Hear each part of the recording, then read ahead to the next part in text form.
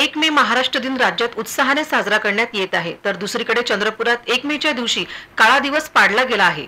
विदर्भ राज्य आंदोलन समितीचे संयोजक व माजी आमदार वामनराव चटप यांच्या नेतृत्वात जटपुरा गेट येथे हाताला काळी फीत लावून काळा दिवस पाडला गेला।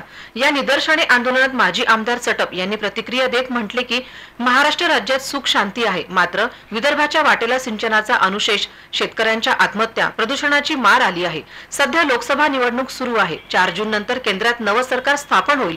आमची त्यांना एकच मागणी राहणार आहे, शपथ घेतल्यानंतर प्रथम काम स्वतंत्र विदर्भ राज्य निर्मितीची घोषणा करावी। आजचे आमचे आंदोलन हे स्थापन होणाऱ्या नव्या सरकारला इशारा असल्याचे चटप यांनी म्हटले। मुंबई राज्यात राहून 64 वर्ष सिंचनाचा अनुशेष, त्याचा दुष्परिणाम म्हणजे जास्त वीज तयार होते आणि प्रदूषणाचे आम्ही बिमार आहोत। दुसऱ्या बाजूला इथे खूप कुपोषण आहे। 2 ते 13,000 बालकांनी गर्भार माता दरवर्षी मरतात। आमच्याकडे सोशिओ इकॉनॉमिक प्रश्न असणारा नक्षलवाद आहे आणि आमचे 4 आमदारांनी 1 खासदार कमी झाला आहे।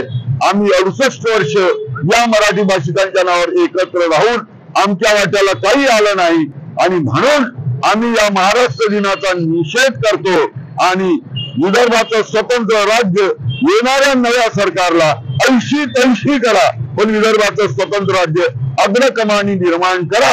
या निमित्ताने निदर्शन आंदोलनाद्वारे आम्ही येणाऱ्या नव्या सरकारला वॉर्निंग देण्यासाठी हे आंदोलन आहे।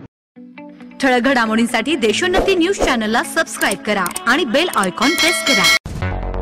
मुंबई, पुणे, नागपूर, मराठवाडा असो का विदर्भ, राजकीय, सामाजिक, शैक्षणिक क्षेत्र असो का क्रीडा, सर्वच घडामोडीचे विश्लेषण पाहायला विसरू नका। फक्त देशोन्नती न्यूजवर।